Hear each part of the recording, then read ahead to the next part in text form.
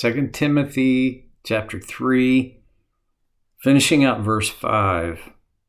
But in order to finish up verse 5, I want to make sure we set it in its context. And to do that, you got to start in verse 1. But mark this, there will be terrible times in the last days.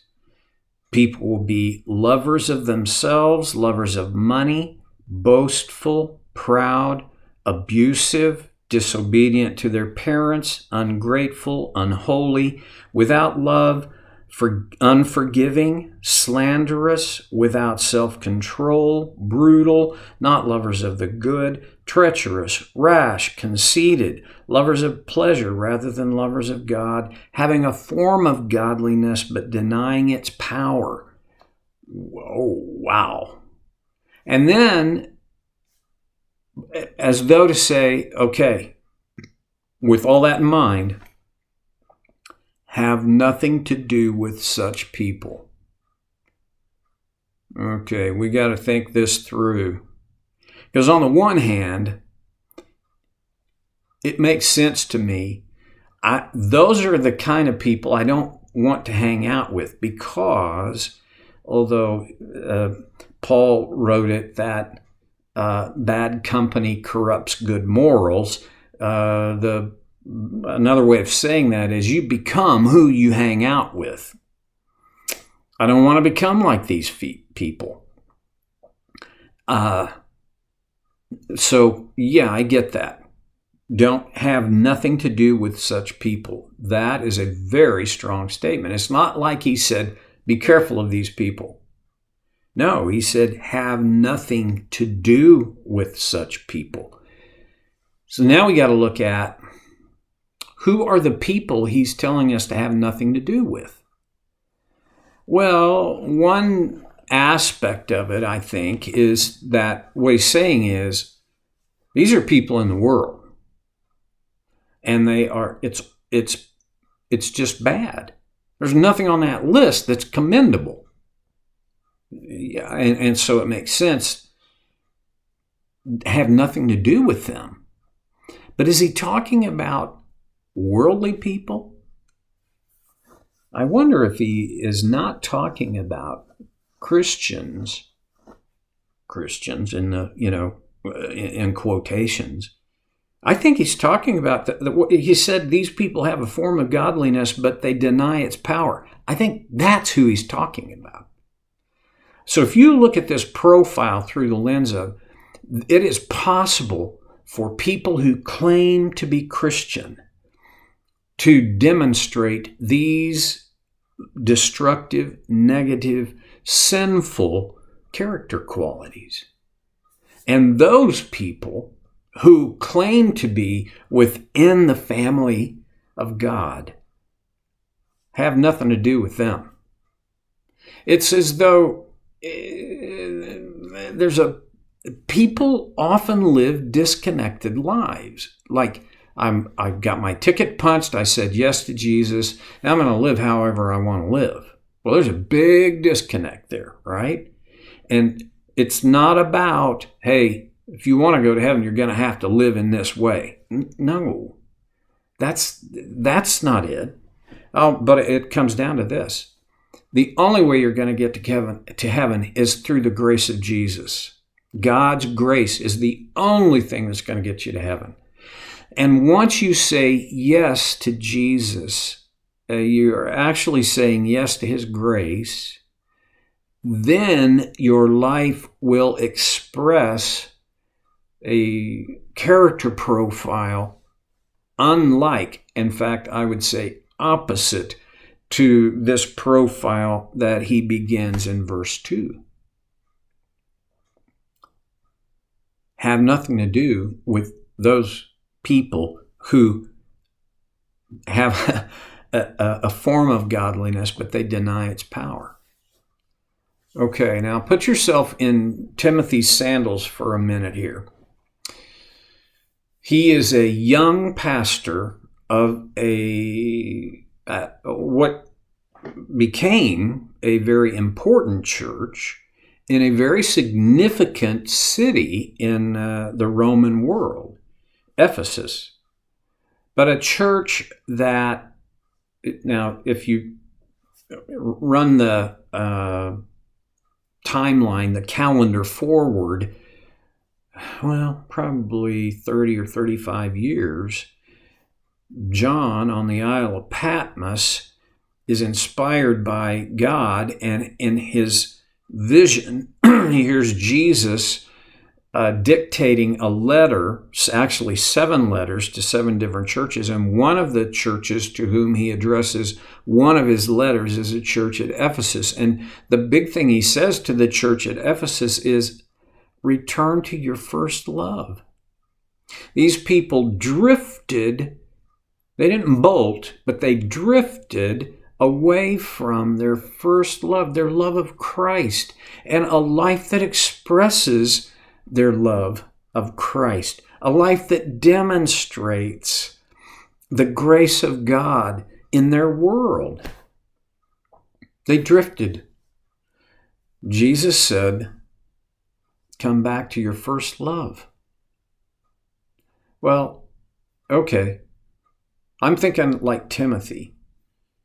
You're telling me there could be these kinds of people in my church?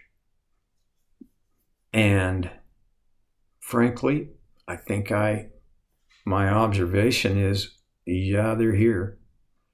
But you're saying have nothing to do with such people?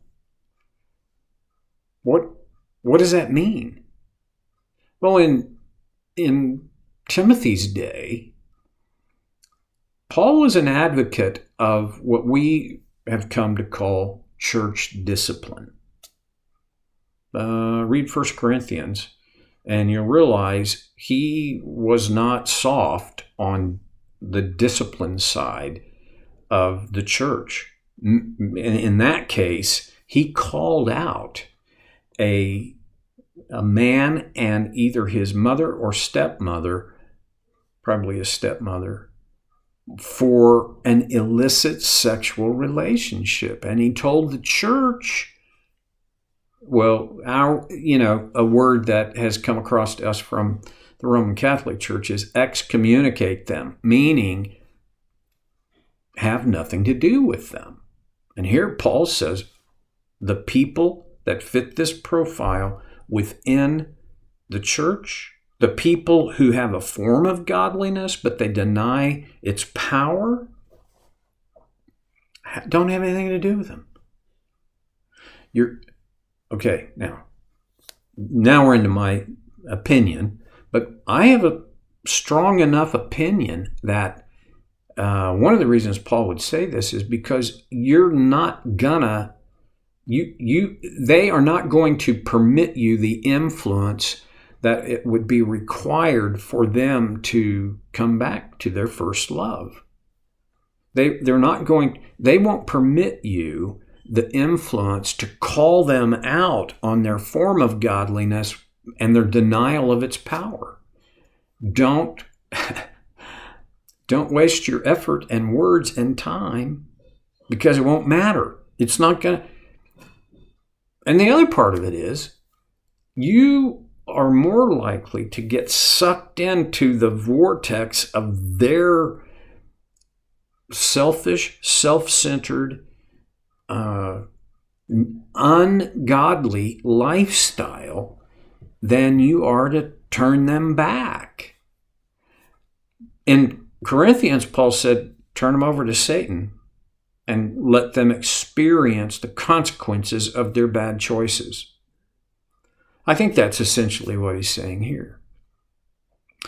You're not going to change them. That's not even up to you. And your influence is zero.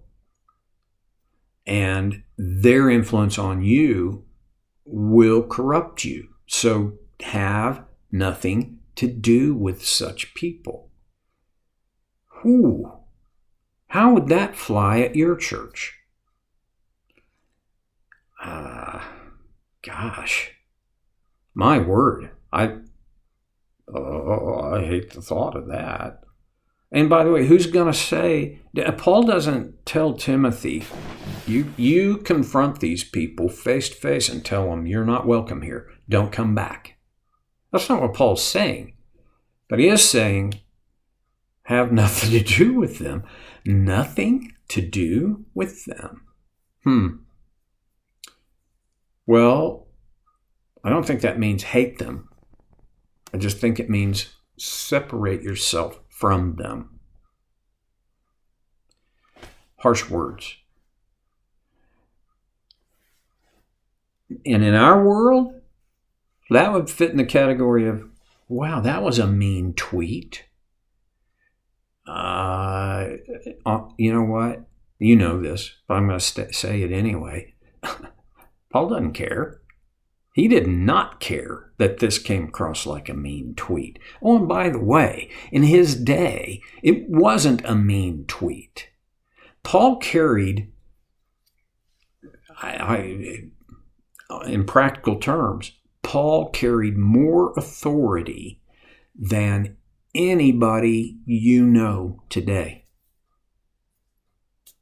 So when he said this, it wasn't like he was saying, okay, now be careful. I want to make sure you understand what I'm saying. I'm not trying to be hateful. And he didn't couch it. He just said it. Boom. I don't know that I'm advocating that your pastor or your chairman of your elders or whomever should have the authority to say you're out.